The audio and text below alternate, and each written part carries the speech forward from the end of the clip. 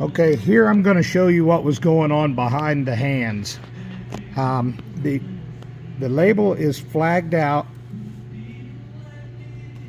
to the beginning of that indicator cord, and there's this backing right here that the back of the bottle sits on, and it'll come down and sit right on this ledge. So it'll go in like this and sit there up against the backing and then on that ledge. Then this may not come out right because I'm doing it with one hand, but this is how it works. Press it down, stick the label to it, pull it down into the cradle area, then just spin the bottle. And this may not come out right because it's one-handed, but should be okay. And this is your results here.